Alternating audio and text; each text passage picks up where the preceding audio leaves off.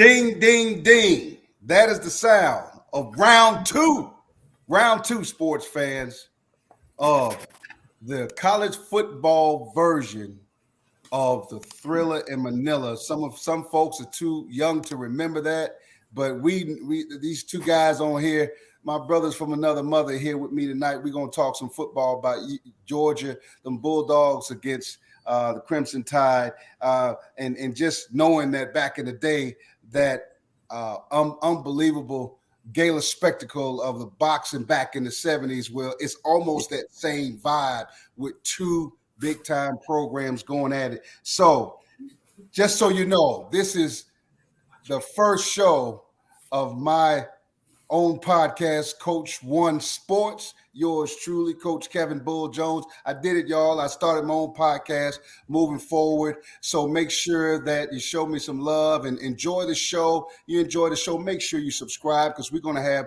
some wonderful stories going on about everything in sports. Coach One Sports is all about each one of us as individuals have a bit of coaching in all of us. I don't care. It's not about football. It's about life and trying to teach people how to live. And we all got it in us. So I came up with the name of Coach One Sports because it's all about grabbing one person. If you can show them some love or teach them something, and you have their ear and you're able to give them a little bit of guidance or some powerful words of wisdom, that's what it's all about. We all can do it as human beings.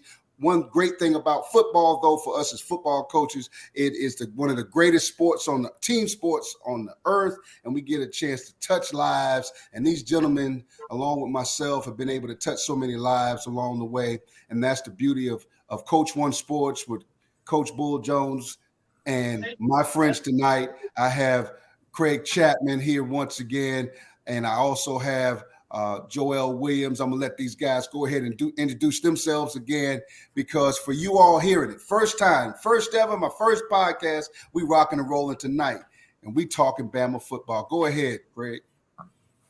Craig Chatman, Pike County High School, football, basketball, and baseball.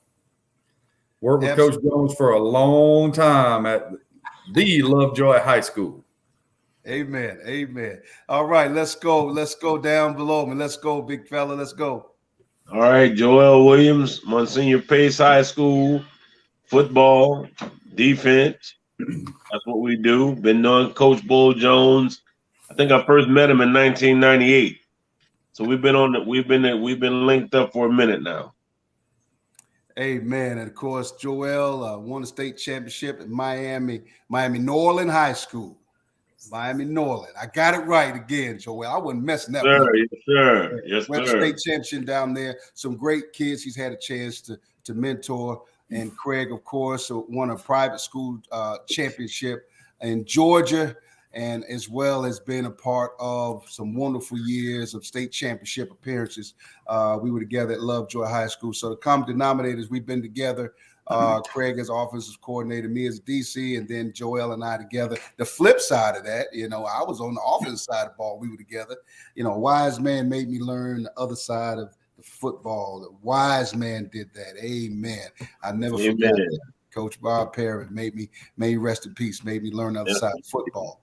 But without further ado, I just want to tell sports fans that the game is coming up. Everybody's got their predictions, but we're going to add a different little flavor to it tonight. We're going to talk about what we thought, and I want to talk about real quickly what we thought happened, the dominant parts for Georgia and Bama in the past semifinal game, and then we're going to break down each position and see who has the advantages going into the game. So, Craig, I'm going to start with you, talking about the semifinal game, playoff game.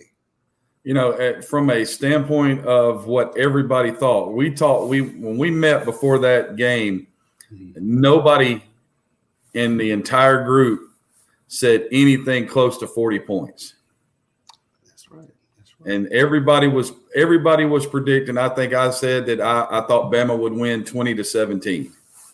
And I think you had 20-12 or 20-13 or something like that. Nobody saw that coming. Yeah.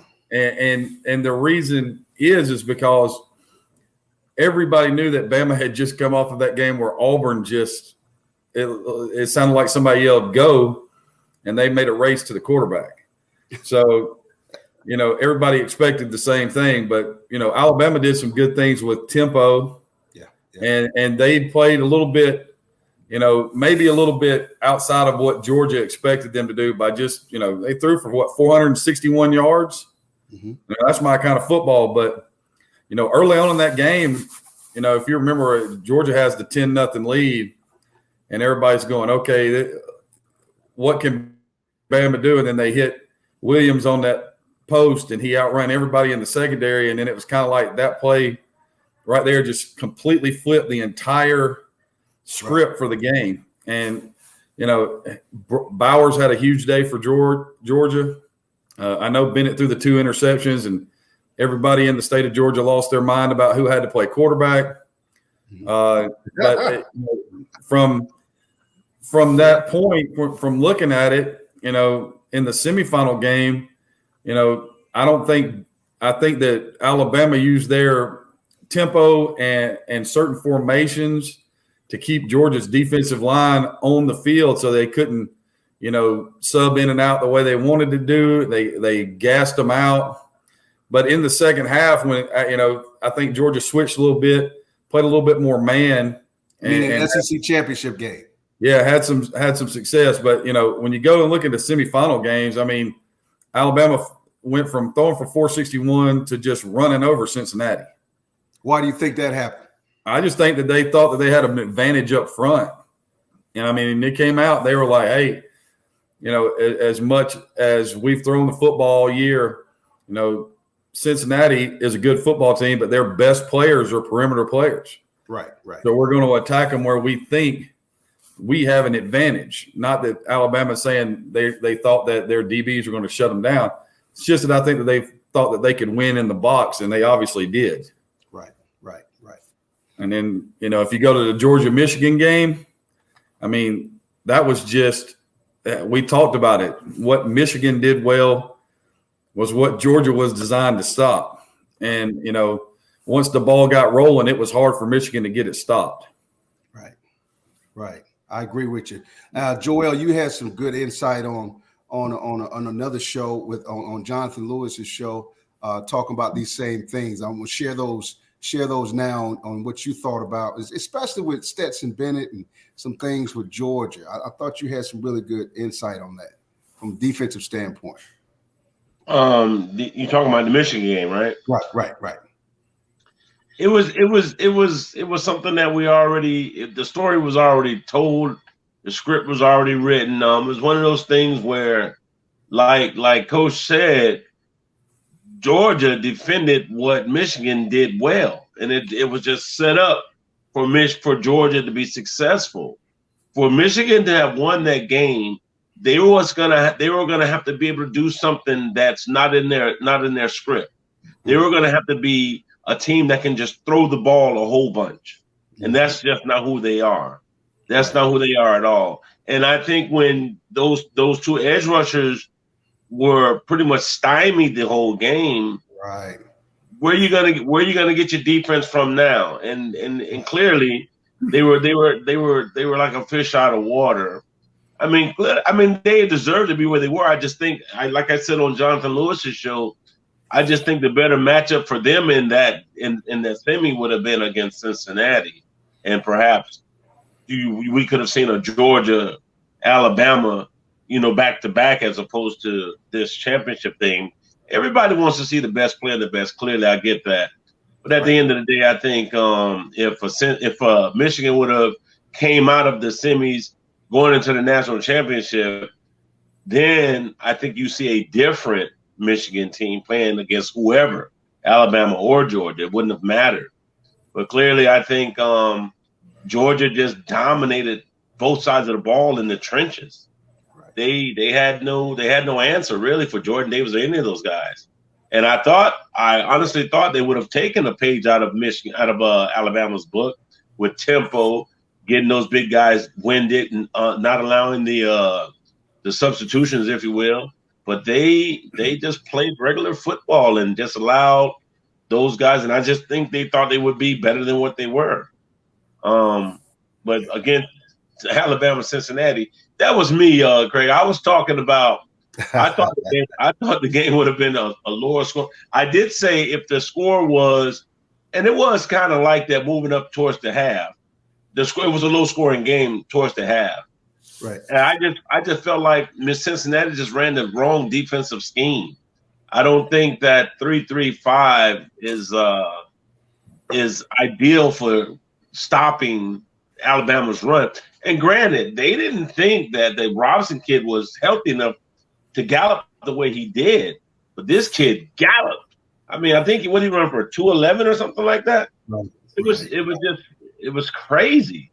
And clearly, when like you're saying, when their best players are perimeter players, I don't know that front seven just had a lot to be desired, if you will. But clearly, I think we're gonna get the best of the two, the 1 and the 2, or the 3 and the 5, or the 3 and the 1, or whatever it is. And I just don't know if this is a game that's going to be able to play up to the hype like it did in the SEC championship. Well, it's funny you mentioned that, guys. My assessment, I truly believe that the two best teams in college football are on the field playing. And I truly believe that everybody else showed their trump cards in the semifinal games, in their last game of the season that would have gotten them to the top four in for the playoff, and they didn't make it for whatever reason. Everybody had a kink in their armor that got exposed. Even Georgia had a kink in their armor when they went up against Bama in the SEC championship game. You know, when you winning so much, and Craig, you remember the time, we 12-0. I mean, I tell all the people the times that, we're 10-0 first round of playoffs, one top 5 team in the state of Georgia, and Glenn Academy just smacked us around and hurt our feelings. And, as a coach, you are preparing your team, but half of the struggle is preparing your kid between the ears to be successful when they've been so successful without any stress and any drama. And Alabama, on the other hand, has been facing dramas from day one when they line up against when they line up against Florida and Miami as well. They've had all kind of situations occur. They've had injuries. Everybody's talked about how terrible their offensive line has been the majority of the season, and then they work their way through all of that. And sports fans, I bring it back to coaching, veteran coaches that knew how to find the why for each kid and find out what he does well. I often say to young coaches, I say, find out what the kid does well instead of worrying about your system, him fitting your system. He might not fit your system. Okay. If a kid throws the tunnel screen well, but he doesn't throw the deep ball well, then why the heck you keep throwing the deep ball? That's not what he does well. Do you chart how many bad throws he has in practice? What is he not good at? And then find out what he is good at. And I think that Doug Maroney, along with Bill O'Brien, have done it. No matter what people say about Bill O'Brien, he has had some division championships. He's won some division championships in the NFL, and he's done a good job of coaching. And he's also part of that tree. So those guys knew how to get them ready to play in the SEC championship game, and they jumped all over. I have not heard anybody from Georgia say it yet, and I don't know if they will, especially after they looked at this show. But we all know people who are on that staff and, people that are close to the Georgia program. But I would be remiss if I didn't say some of those players did not think that Bryce Young was better than what their performance is. Okay, so when I say that, I mean the confidence. You walking around number 1 defense in the nation, you obviously feel like you're the number 1 defense in the nation for a reason. It's been proven.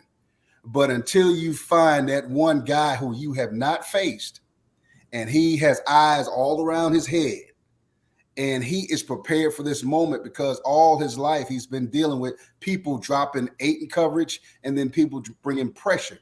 So he has an intellect to be able to make things happen. So I think that I don't want to say it caught Georgia off guard. What I want to say is Georgia took a butt whipping, point blank period.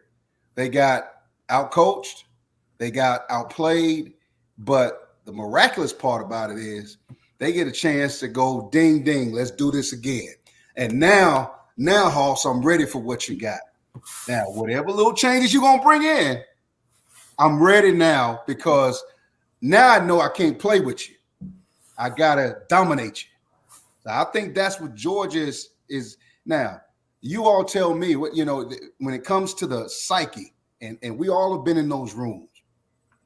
Do you all think? I'll start with you, Joel. Do you think Coach Saban used the rat poison theme? Getting the players motivated. Don't take the rat poison. Can he use that again, or he has to go to something else? You first, Joel. Then next, Craig. If it ain't broke, don't fix it. I mean, if it ain't broke, I mean, come on. He doesn't have to do anything. He just has to continue to prepare his kids the way he's always prepared them, and just coach the way he's always coached. He doesn't have anything to prove. It's Georgia who has something to prove. Ooh. Nick Saban has nothing to prove. So if it ain't broke, hey man, what are we talking about? Didn't think about that. You got a point there. Craig, your turn. Coach is right. Saban's dealing the cards right here. He's got all the rings as the head guy. You're looking at it from a perspective where you talked about the rat poison, correct? Right. So Kirby and them play on New Year's Eve night, and they win, and they already know Alabama's won. So you just saw Alabama beat Georgia, then Alabama beats Cincinnati, and Georgia beats Michigan, and you wake up and Vegas has the early odds as Georgia's a 3-point favorite.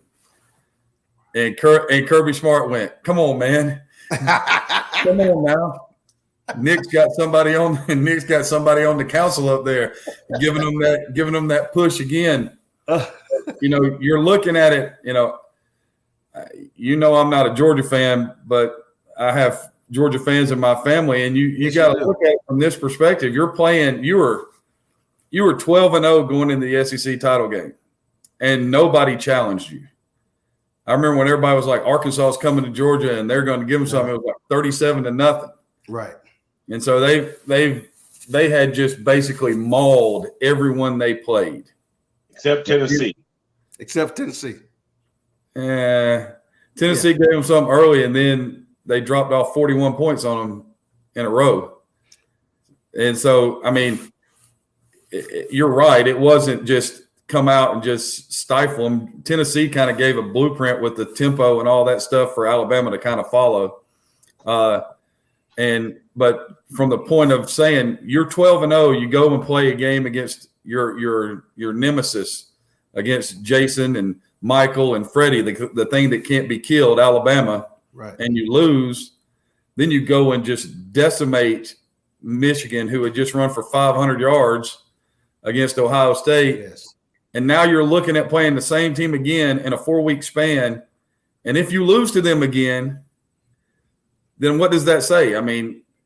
Coach is right. Saban ain't got anything to prove. Now, if you lose twice to the same team in 4 weeks when this is supposed to be your year, there's going to be some questions asked. And we've all been there. They're going to think, can't win the big one. Had a chance to win it, and whatever it was, 2018, couldn't get it done. You'll hear all the stuff about 2nd and 26 again. All of that stuff. I got friends that are Georgia fans, and they still talk about that. Same way Falcons fans will forever talk about 28-3. Not because we want to, but because it's just part of the – until it gets done, that's going to be part of the narrative. Now, if I'm playing at Georgia, you've been around me long enough to know I am locked in, focused, ready to go. We're ready to fix this problem. But being ready to fix it, that's all good until you get to Monday night at 8 p.m. because everybody's got a plan until you get punched in the mouth. So you got to see what's going to happen. What are going to be the changes? And then you got to be, they may try to play the exact same, but I can't see that coming from Saban. He's going to have something that, there's going to be a bait and switch in there somewhere. Gotcha. I agree with you totally. And, the part for me, there's some concerns for Alabama right now. There's some concerns on the offensive line with injuries. Emil Ekiyor is doubtful for the game. Chris Owens is doubtful for the game.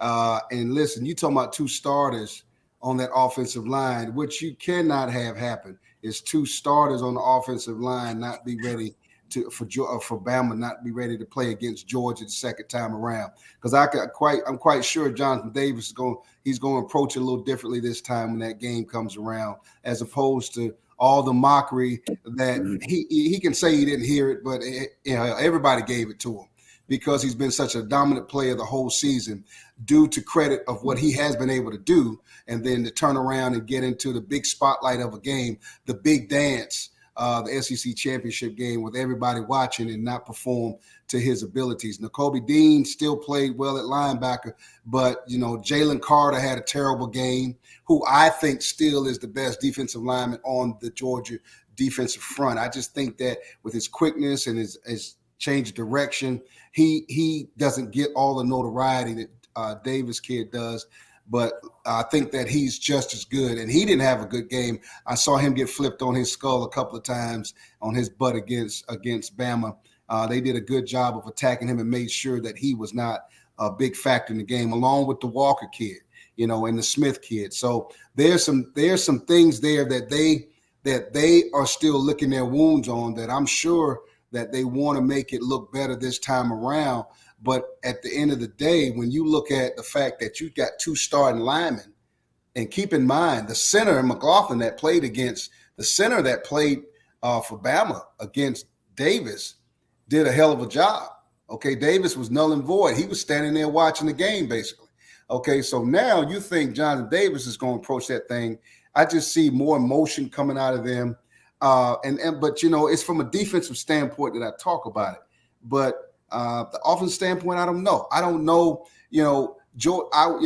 had Kevin Butler on a previous show with me, former kicker for Georgia, legendary kicker with Chicago Bears, and he mentioned that Georgia had only used probably about 40 to 50% of their playbook on the offense side of the ball. Well, hell, I didn't see anything that shook me when they played Bama in the SEC championship game. So this time, they might, like Kevin said, empty out that playbook, because if there are more things that they haven't used, he's right. They got more stuff they didn't even use.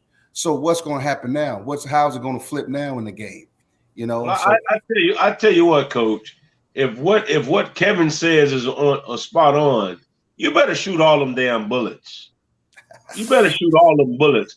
And when the gunfight is over, you better not tell me you got 4 magazines left. You better shoot all those bullets.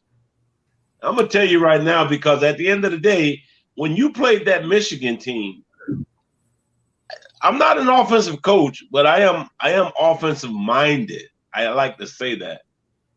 But a lot of what defensive guys do, right? Because a lot of what Michigan did, it was almost like I could almost telegraph what the play caller was going to call next. Yeah. It was kind of scary that I understood it the way I did, and having not watched Big Ten football like that this past season. But it was scary like that. But at the end of the day, Big Ten teams play like that? Can y'all tell me that? Why do all Big Ten teams? Why do they do this? I don't know. I can't answer that, but I will have an answer for you next show. But but let's just look at it for what it really is. How do you get your team up to play the team that spanked your butt when you were 12-0? How do you get them up again? What do you say if you're Kirby Smart?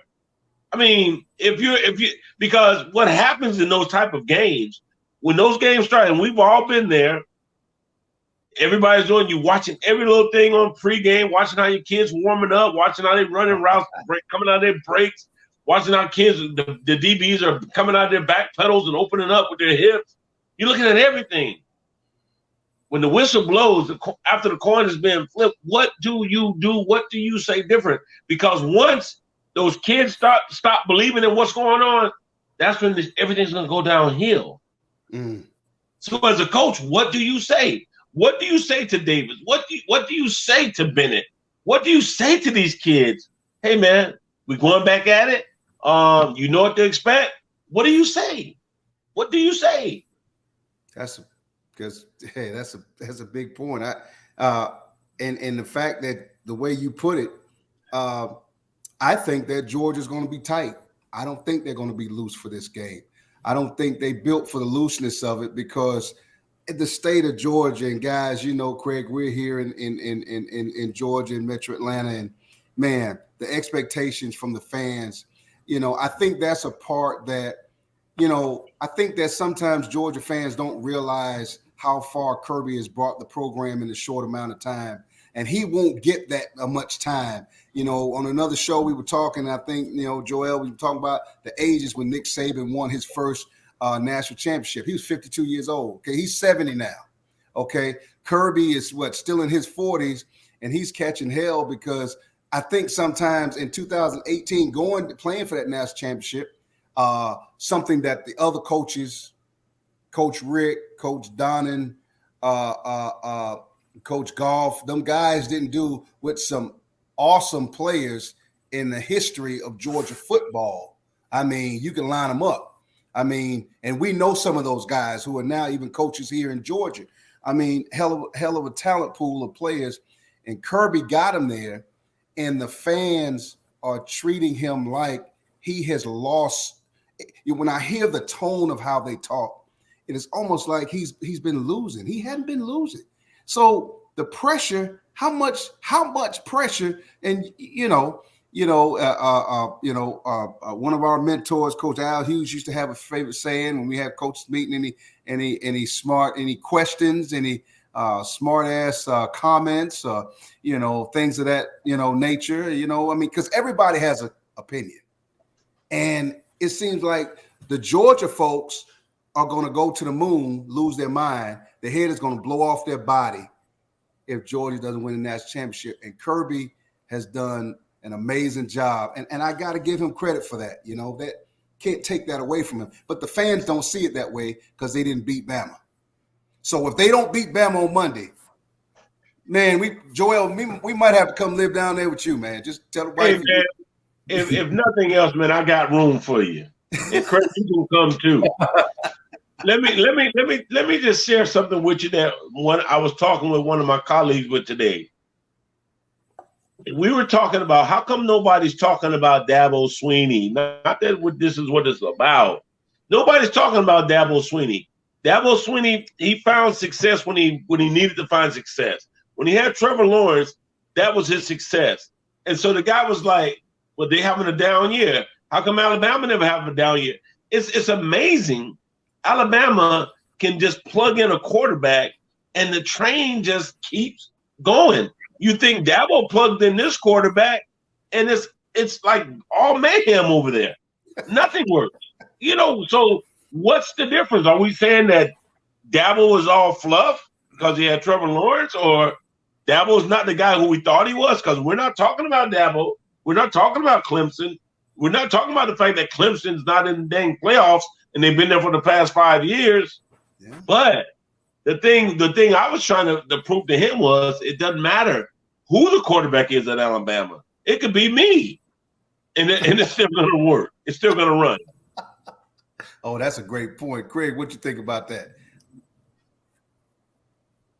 I mean, if you look at it from a Dabo perspective, go back and look at, he had Taj Boyd, and he went from Boyd and he went to Deshaun Watson.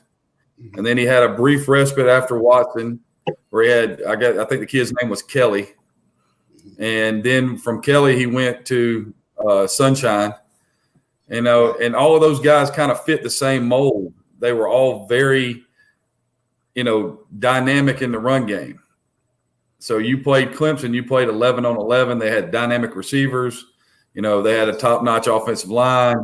I didn't, when I saw the guy that played quarterback, Ungalale, is that his name? Yeah. DJ? That's it. Yeah, Ungalale. I didn't think he fit that mold of what those guys were. You know what I'm saying? He was a bigger guy, probably not as quick twitch as those guys were. And then they won 10 games. It was an ugly 10 10-game, season. But the thing that Dabo has in his back pocket that Kirby doesn't is he has 2 rings. He's beat. Yep. He has 2 rings. He beat Alabama twice.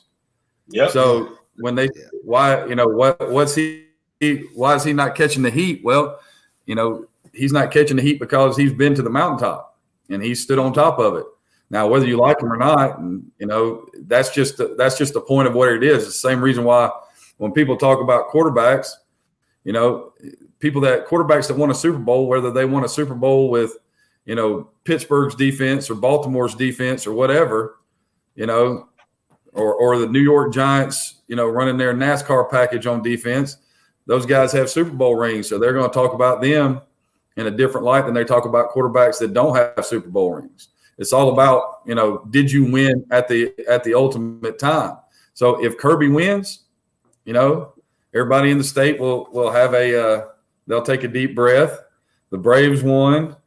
Then Georgia wins. Now everybody will be okay. You know what I'm saying? The world is a better place in Georgia, huh? That's what everybody will be. If only you can get the trifecta with the Falcons. Hey, listen, let's not put the Falcons in this conversation. It'll mess up the whole podcast right now. We'll save them for another day if they beat the Saints this weekend. Other than that, they're rebuilding. I got you. Rebuilding. So listen, let me ask you this. Let's break down by position who's really got the advantage. And I want you all to hit me with, okay, let's go with the running backs for Bama and the running backs for Georgia. Who do you think has the advantage there? I want both you guys' insight. I'll go with you first, Joel. Who do you think has the advantage? I'm gonna put advantage with Georgia. I think they have a more pure stable.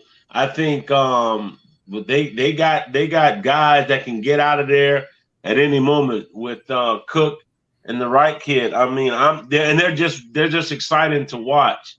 Outside of that, I wonder is Saunders really a running back? Or is he made to be a running back? Well, he's a running back, but he's been often injured and serious injuries, so they have reduced his workload and put him at receiver sometimes. Okay, but we do have a transfer in there from Georgia Tech at running back, running that scout team right now. Okay. But I think as far as my position with running backs, I'm going to give advantage to Georgia as it relates, because those guys can get skinny, get all twerked up in there and hit it and just hit the gas at any time. That running back stable at Georgia reminds me of when they had Chubb, Gurley, and them guys. It was they're just dynamic. And I'm gonna even throw Caleb King in there. Yes, absolutely. Back in those days, I agree with you totally. They've always had a stable. Craig, who do you think has the edge? Well, it's definitely Georgia. They've got backs that can do anything. You got power backs. You've got backs that can, get on the edge. All of those guys can do something specific. But then you got guys like Cook. They line Cook out wide and run him down the field like a receiver. They've got everything that you would want to have in your running back room. Size, speed, power. Guys like Coach said can get skinny in the hole. Guys can run you over. Guys that can outrun you. Alabama's running back room has been decimated by injuries. I mean, that happened. It started early on it started in the spring, went all the way through the season. And I mean, when you look at it, I have a good friend who is a big time Alabama fan, and I get everything from him because, my wife is a Bama fan. So all my girls have followed mom's lead because I guess they divided. No, it's not a house divided. They'll root for the Jackets, but they understand that some Saturdays are a lot more fun if they root for Alabama, if you get what I mean. But I knew he called me and told me he was like, we're down to we've got 2 running backs left on the roster. And I was like, no, man. He was like, I'm telling you, dude, we got 2 healthy running backs left on the roster. So when Robinson got hurt in the Auburn game, I was like, this is a problem because I don't know if they've got anybody else to play. And then he played. He was probably probably 80% of what he was what he could have been. But then he looked really good in that semifinal. But you can't compare those two running back rooms right now because Georgia's is clearly has the advantage. I agree with you. I agree with both of you all. It's just right now, it's just a numbers game. And Milton for Georgia is, I mean, to me, he's the most dangerous because he has an acceleration. He got a gear that some of those other guys, they don't possess the same gear. They have a gear, but it ain't the same like Milton. Milton got the deal going on, and it's impressive. Now, I don't think he's an every down back, but they don't need him as an every down back. He fits their scheme well, and if he's a change of pace back, that to me as a defense coordinator, he scares me. Okay, both you guys, let's go with the receivers, and include the tight ends with the receivers, and then let's go offensive line. Craig, I'll start with you. Who's got the advantage? When you talk about adding the tight ends, that kind of makes it a little bit more interesting. You would, of course, say that Alabama's receivers have had more production. Now, with Mitchie out, that makes it a little bit different, but it's not like the guy that's playing for him hasn't played, okay, and he hasn't made big catches. He was the guy that made the catch to win the Auburn game. And it seems like if you're at Alabama and someone gets hurt, they just run another 5-star in there and say, okay, go produce. They got guys, he sits a tight end at the beginning of the year for disciplinary reasons, and the other guy goes in there and catches 2 touchdown passes, and Saban's just looking at him saying, see, when you don't get to play, somebody else gets to play. But probably made them better down the road because now you've got two productive tight ends. You're going to run 2 stud wide receivers out there at him, and then you got Bolden running around in the slot, catching everything. When you start adding Georgia's tight ends to the mix, it makes it very interesting. I think from an outside perspective, I would say Alabama has the advantage, but when you start putting Bowers and those guys together inside, it makes it a little bit closer. I would give the edge to Alabama, but I would say at the tight end spot, I think Georgia has the advantage. Oh, wow. Okay, what about the O-line? Right now, as beat up as Alabama is, I think you got to give it to Georgia. Wow. Okay, good. All right, Joel, your turn. I'm going to just piggyback on that. Tight ends advantage, Georgia. That kid Bowers is, as a true freshman, he's just putting up phenomenal numbers. I mean, it's freakish almost. He reminds me of a young Kellen Winslow when he was at Miami. He's running a big guy, running like a wide receiver. Yes. Receivers, outside guys, those X guys and Z guys. I'm gonna give advantage Alabama. Even without Michi, I think they have enough to do what they do on a constant level, because the consistency is just crazy with those guys. When Michi went down, Brooks, I mean, and that's the thing about Alabama. You put in another 5-star like Brooks, then you're saying, what film do we have on this kid? What do we know about this? You don't know anything about the goddamn kid, because the only film you probably have is from when he was in high school, because they sit and they wait their turn at Alabama. So I'm gonna say receivers advantage Alabama. Now I'm gonna go a little different than Craig, because I say even though Alabama has some guys that are out, it's like a wounded animal, like a wounded lion. I mean, it doesn't matter. I think that they just fight that much harder to protect Bryce Young. I don't know. I got to go with Alabama's O-line. Advantage Alabama. Man, I was going to go the same route. Both you guys hit it on the head, especially with the tight end stuff, even though I think that Billingsley is also one of the best blocking tight ends in college football. I saw him demolish some people these last 2 games, even against Georgia the first time around. But I agree out wide, man, that's just, okay, Michi is not there, but they got more gas in the tank with some other dudes. And those kids are so hungry to be a part of that legacy of the success at Alabama. And I agree with you guys. It's between the ears. Now, when it comes to the O-line, even though Chris Owens is might not play and Emil Ikior is doubtful, there is something about with Doug Marrone, a veteran NFL coach, veteran, former head coach. There is something about the magic that he is blended into. And here's the crazy part about it, guys. We're talking about former NFL head coaches that are now position coaches and coordinators under Saban. And the ship is still guiding, it's still moving, and a piece might break off and they replace it with another piece. And just like you said, Joel, they keep going. I mean, where does that happen? Where in college football?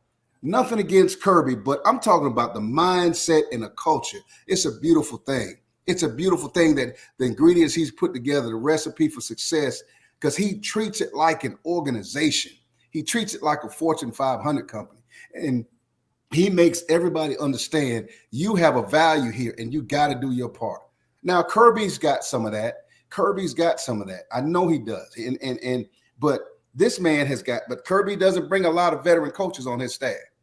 I'm just going to tell you, he wants to be the smartest guy in the room. Yeah, but see, Saban can be the smartest. However, he establishes the attention to detail. And everybody just, how does another grown man who's been coaching in the NFL come in and he coaches a position and he gets more out of those kids and those backups than I mean, it's just amazing. So I have to give that Doug Marrone. I give the edge there. So I'm with you all on that. So now let's go to the quarterback position. I think that's a no-brainer. I think y'all would agree, but if you don't, let me know. Joel, we'll start with you. Hey man, I'm going with the Heisman winner, man. He made a believer out of me because, like I told you, when the U played those guys first game out, the expectation was, okay, we had a fresh a senior defensive line. We had a galvanized offensive line.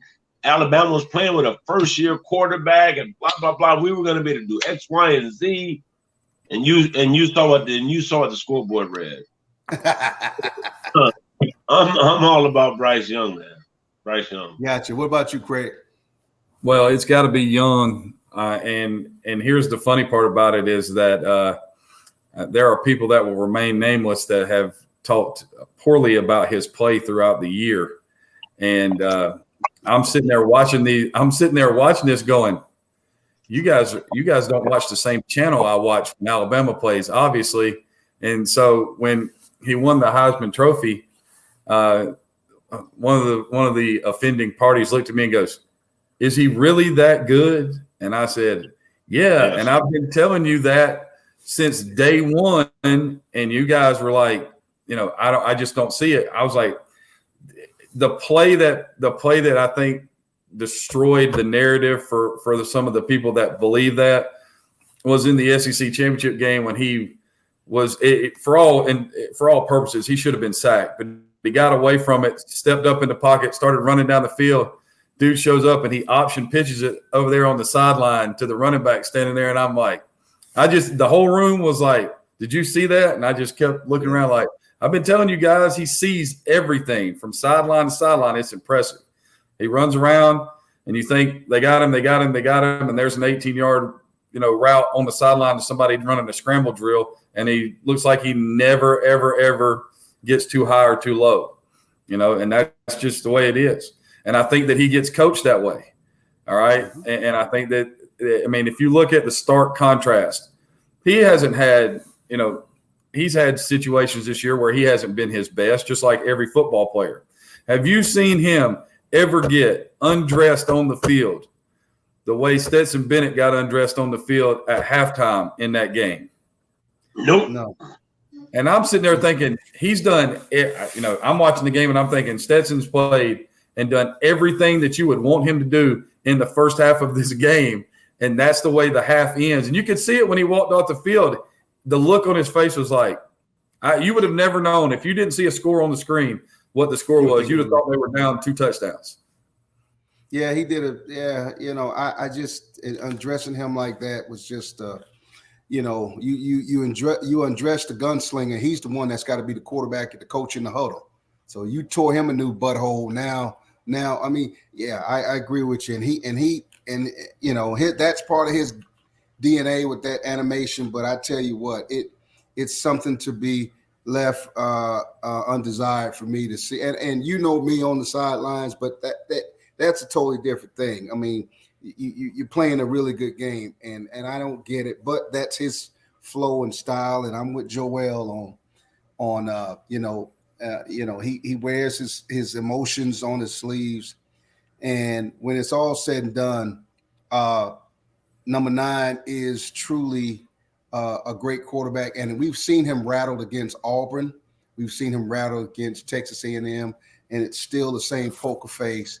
But his will to do the best is amazing. And Bill O'Brien, who I think has coached some pretty good quarterbacks in the NFL and everywhere he's been. He had a guy by the name of Sean Watson when he was with the Houston Texans. He still said that Bryce Young is the smartest quarterback he has ever coached. Now, that's saying a lot. That he is. Can I say something about O'Brien? Go ahead. I was going to say, we talked about Alabama's coaching staff, and you made the mention earlier about Marrone and O'Brien and whether people like them or not. And they've taken a lot of heat for some of the stuff that they have done play call wise. But, I remember O'Brien when he was coaching quarterbacks at Georgia Tech under some guy named Ralph Friedgen. And I hold Ralph Friedgen in the highest regard as an offensive play caller. And then O'Brien, he's also worked with some guy named Tom Brady. Yes. In New England. And then he was the man that they gave the keys to the kingdom to bring Penn State out of that mess. And that's what people don't remember. He was at Penn State when all the stuff went down, and he got them back going up. Right. And then he left and went to the Texans. And that was, that's some of the lineage that you got, like you talk about. That guy got fired from a head coaching job, and he's now a coordinator in college. But, you can see his NFL experience. The NFL game is a lot more about matchups. You know what I'm saying? They'll figure out a way to get somebody matched up on in an advantageous thing. And I think he did a lot of that in the first game against Georgia. Right. So, I mean, that from my perspective, plus he's got a guy dealing it that can deal it. Yes, he can spin it from anywhere. Okay, let's quickly go down this defense. If you look at Bryce Young cut-ups from high school, you're seeing the same kid. I mean, he's a lot more polished now. Yeah. But you're seeing the same kid doing the same things. Right. When he was in California. I mean, same kid. Right. Yeah, and he's facing the same pressures and defense. I mean, there's nothing new that he's seeing. He just knows where everybody is, which makes him on a special level, as opposed to who he's going to face on Monday. Let's go down this defense side of the ball. Defensive line. Tell me who has the advantage there, Joel, and then Craig. We'll go with you. We'll go D-line and then linebackers. Let's go. I'm gonna go advantage Georgia simply because that D line is stellar, and you have seen over the season that D line has made those linebackers a heck of a lot better because they don't let linemen lay up on the backers, and they know how to just bully double teams as they come. So I'm gonna go advantage Georgia. Okay. What about linebackers? I mean, because I still have the Michigan game in my head, and I'm seeing how I was just so impressed with Georgia's linebackers, especially number 7. I'm gonna say that's probably a little even, maybe a little tilted towards the Georgia guys, but it's almost kind of even to me. Gotcha. What about you? What about you, Craig? Defensive line outside of one position, because that dude that plays on the edge for Alabama is a different person. Well, let's consider him defensive line. Let's consider him let's consider him defensive line right now. Just so you know. Okay. Because he is considered an outside linebacker, right? Correct. Yes. He's a rush backer. Well, he's a 3-4. I mean, and both of those teams play a 3-4 because they're both from the same tree. But, correct. but because of the, nobody's lining up in the I anymore. So, you're not going to get to see that base 3-4. Most everybody's in nickel about 90% of the time. So, right. But when you look at it from a standpoint, Georgia's been touted as the best defensive line the whole year. I mean, and that's the way it's been. I watch just as much Alabama as I do Georgia. It's kind of one of those things that goes with the territory. The thing that struck out the most to me was I thought Bama's front as a whole was better. You know what I'm saying? I think Georgia's linebackers are better. Correct. Because, Nakobe Dean is just a man-child. And, yes, and I have a great deal of respect for what both of those teams do on defense. But I think that, if you look at it from that perspective, I think Alabama's defensive front is probably a little bit better all the way across. And I think Georgia's linebackers are better. Gotcha. And well said, because I felt like, yes, I thought that Georgia's front seven was better, but I think that defensive line wise, I think right now, and I'm talking about right now, I don't want to talk about when Georgia was playing the College of Charleston or whoever, and I want to talk about who's the best playing defensive line unit right now.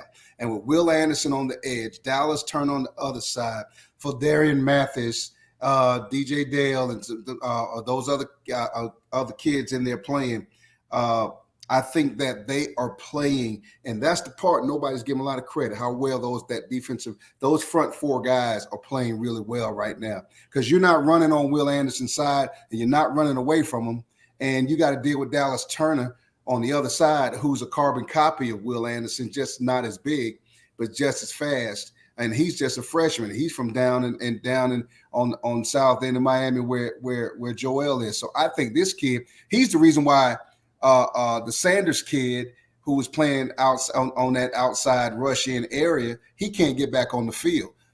He hasn't been able to get on the field again. And he was the number one player coming out of Texas. And he played his freshman year at Bama. He can't get back on the field after injury. Drew Sanders, I think his name is. He can't get back on the field. And he's 6'5.5", 250 pounds, and can't get back on the field. Because Dallas Turner is turning things and making people go the other way in the cutback and taking out cutback lanes. So I think defensive line wide, I think Alabama's defensive line is better playing right now. I think that linebacker wise, I think that Georgia has the better linebackers. Okay. To'o I have been a critic of him all season. Okay, because of his tackle radius and his ability to come downhill and fill things immediately. And it looked like it took him a while to figure out he playing with all 5 stars. He had a problem figuring that out. But now but still, I don't think they are better than what those guys up in Athens have. I think that they are the beast mode all day. They can cover receiver, they can cover a slot, they can go out and cover a flanker, in a short route. And Nakobe Dean has already showed you he tilts that defense when he's doing what he does, and I just think it's amazing. So let's go to the secondary. Who's got the better secondary? I'll go with you first, Joel, then you, Craig. Well, I tell you what, I like the dynamic look of that back seven in Georgia. When they disguise that zone and they're actually running man, and when they run combo out of that thing, I really do get excited when I see those guys working. I think they just got a little overwhelmed the first time. I think they can, if they just believe they can, play with the Williams and the Brooks of the world. But then you got Alabama. I mean, you got a bunch of guys back there who are doing great things too.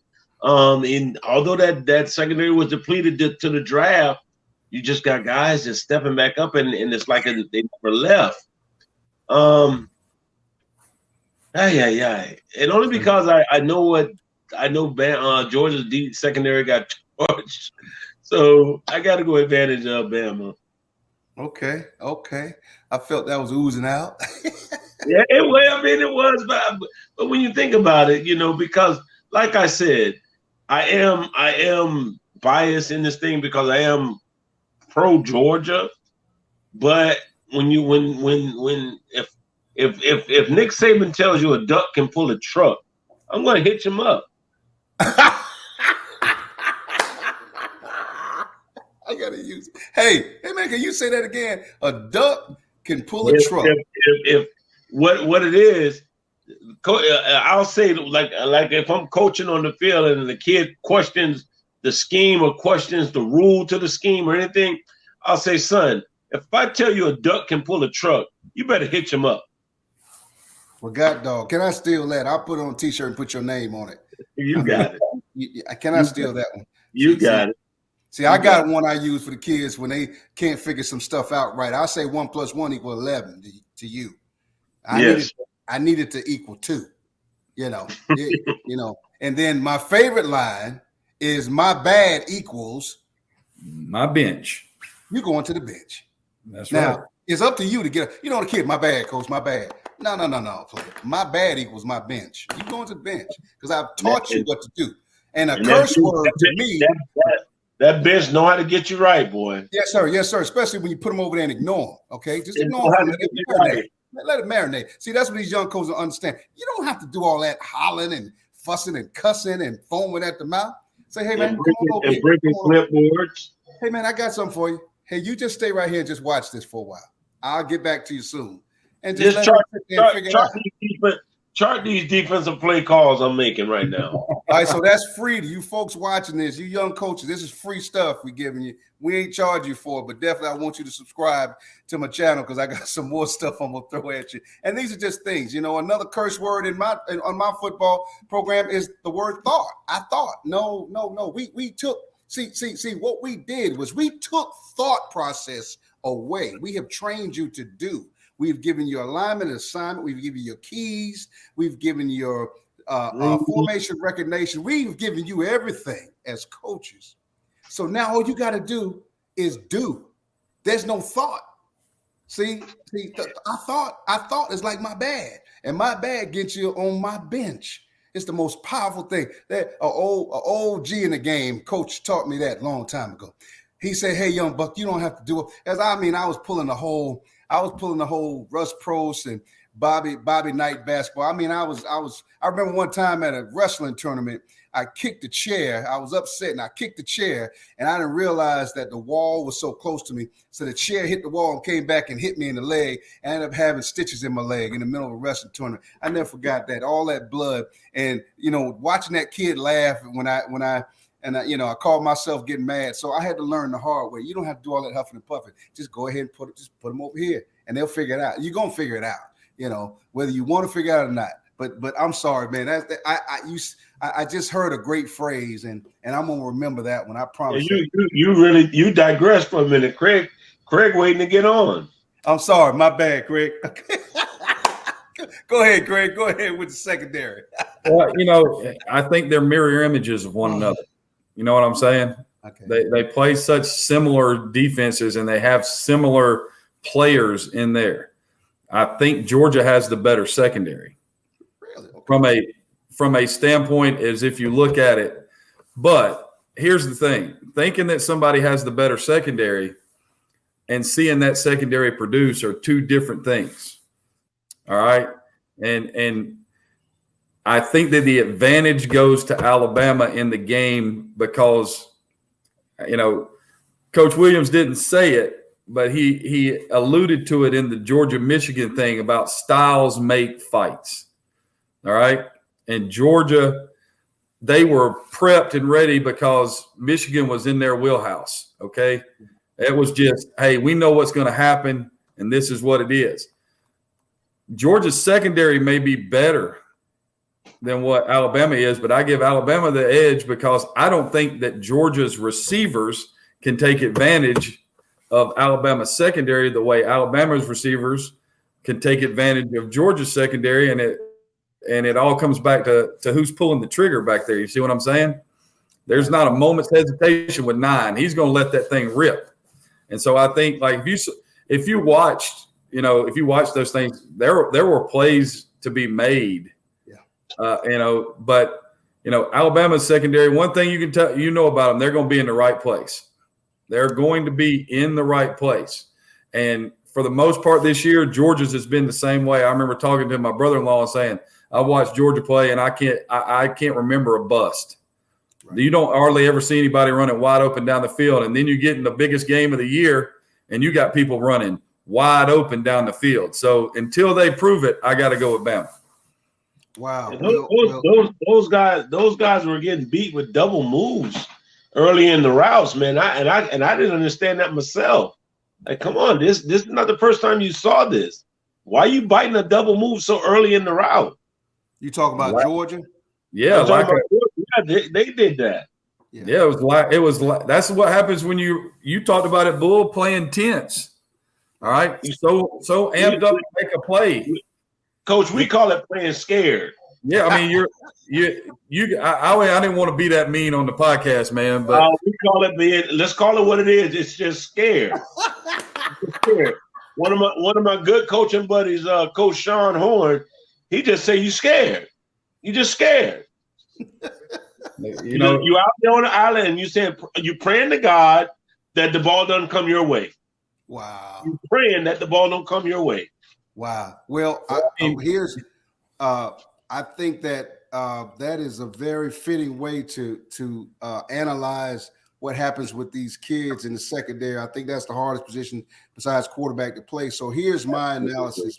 I think when it comes to the corners, I think that Georgia has the edge in the corners because Bama had some injuries there. Josh Jobe is out, and actually Josh Jobe was having a tough time with things there for a while, blowing coverages, and what a lot of people didn't realize is he was playing hurt, and that affected him. It affects kids different ways. Some kids can play hurt. Some kids it affects their whole mojo. And such a great kid, but he's been replaced by Kool-Aid. McKinstry, and now Kool-Aid is going to be a big time player, but he's a young buck back there and he's learning the hard way. But what I love about him is everything he does is fast. And then you got the JUCO transfer, Kyrie Davis over there. And, there's not a lot of film of him playing in the games this season. So he's having to come out there and make some plays now because Armour Davis is injured with that hip. And I hope he doesn't try to play because he is injured. And this is the game you don't want to go out there trying to play hurt and you can't run with people. I mean, you can't do that at that position. Maybe an O lineman, a D lineman, but not a skill guy out there on in the flanks there. So I give the edge to Georgia for that reason. But in the three safety scheme that they all run, both of them run, them three safeties, I just think there's nothing like what Bama has in those three guys. They get it done. They're tough against the run. They're ball hawks. And even when they mess up, they make up, if that makes any sense. Mm-hmm. Even when they mess up, they make up because they are battle tested. It's the saying that we have in wrestling, a new kid faces a 2-time or 3-time state champion, and the state champion ends up winning the tight match because he has more mat experience. So I use that same reference in football with the three safety scheme. By the way, that was devised by Jeremy Pruitt. Not a lot of people don't know that. He was coaching single A football in Alabama. But that whole three secondary scheme, three safety scheme, I just think Bama has the it factor. And if there's any knock against Georgia secondary, it's just that they wasn't tested so much during the season because the front seven was kicking everybody's butt. Well, now they got blocked against Georgia and all hell broke loose and they're looking around. And I agree with both of y'all. There is something to getting smacked around because the game wasn't close. So with that being said, let's give these final predictions on this game coming up because the next time we talk, fellas, game is over with. Somebody's gonna have that ring. Somebody's gonna have that championship. So Craig, I'll go with you. I'm gonna just so you know, I'm advantage Georgia. I'm gonna send Craig a hat, so I know he's gonna put it on the wall or do something with it. You gonna send him a Georgia hat? I'm gonna send him a Georgia hat. Hey, Coach, I may even send the flag. Coach, if you sign it, I'll put it up. Absolutely, I will absolutely do it. Absolutely. That's good stuff. Craig, tell me the score. 27-24 Bama. Wow. Woo. Wow. Joel, what you got? 21-17 Georgia. 21-17 Georgia? He said, Ooh. Well, guys, man, 1-1. So I got to break the tie. So I hadn't said this on the other shows, I don't think, but I think it's going to come down to down to a field goal. I think the last team with the ball kicks the field goal, wins the game as time runs out off the clock. And I think it's going to be Alabama. And I'm saying that because those kids at Alabama under Coach Saban, like you guys mentioned during this whole podcast, there's a tense level. And when stuff get to hitting, and preparing for sudden change, who's going to be ready for that? And I just feel like the master disaster is that man over there, 70 years old, over there on that Crimson Tide sidelines. And he's got the mojo up here. And nothing against what Kirby does with his staff, his players. And I just think that's going to happen. But sports fans, don't put Kirby down because he's done a great job. And if by chance he does win, then God dog it, I'll be here to salute him because he's done a great job. Okay, that's what this show is about. Not into the bashing deal. You probably go to other podcasts if you want to hear some crazy stories, but it's love for coaches. That's why it's called Coach One Sports. Okay, Coach One Sports. That's right, Coach One Sports. You get a chance to teach one, just coach them up, coach somebody up in life. That's what it's all about. And one, teach one. That's right. That's one. That's what I want. And we do it just with a whistle around our necks. We make it happen. So hats off to guys that you guys took time to be with me tonight. And I appreciate you. Craig, I know, you back in the grind at school and coaching, and Joel, you down there in that beautiful weather down in South Miami area. And hey, man, I'm glad that you all took time to be with me today on my first show, my first podcast. I love it, man. Love you guys for sharing this time with me, man. Made it to this point. We got much more roads to travel together. Outstanding, Coach. Great job. Hey, congrats on the first show, man. I hope I get to be a part of many more of them. Absolutely, man. Same here, Coach. Same. It took me a couple of years, Craig, just to get on the show. I was seeing buddies that I coached with up in Georgia with them. They're on the show. I'm like, what the hell is going on? I mean, I know I'm down here in Miami, but give me a break. He was just jealous of the weather, man. That's all it was. That's what it was. And he invited me down there. I was in, hey man, listen, I was down, me and my wife were down there for his wedding, and then he didn't invite us down there anymore. So I don't know if that was a hint or what. Give me a break. Give me a break. You tell your wife we miss coming down there. Hey, you always have an open invitation, and the beach is just 5 minutes away. So let's do it. Let's let it do what it do. All right, sports fans, you heard that. Once again, thank you guys for coming on the show. Thank you for being with me and starting my first show, my own podcast, Coach One Sports with Coach Kevin Bull Jones. There'll be many more to come. Some great guests, some great topics, and once again, the whole common theme is just giving people their flowers, that trying to teach folks and trying to help people get better at stuff. So that's what we're all about on this podcast. And once again, there'll be more to come. So thank you. If you enjoyed it, make sure you comment. More importantly, make sure you be a subscriber to my podcast, because I got some awesome people coming in with me, and we're going to talk some sports. We might even hit some baseball. We might even hit some football, wrestling. We'll go through everything, because that's just what we do here. We're going to touch everything. A little bit of NFL, it's okay, but we're going to hit every level of things and be able to spread it out with love to you and get it around so you can enjoy it. So stay tuned. Stay ready so you don't have to get ready when Coach One Sports comes hitting up. You hear that ding, ding. That means you need to go ahead and get ready for this awesome show. Once again, thank you so much tonight. Thank you, fellas. Coach, I enjoyed you. And, hey, we'll see you on the next show. Have a good one.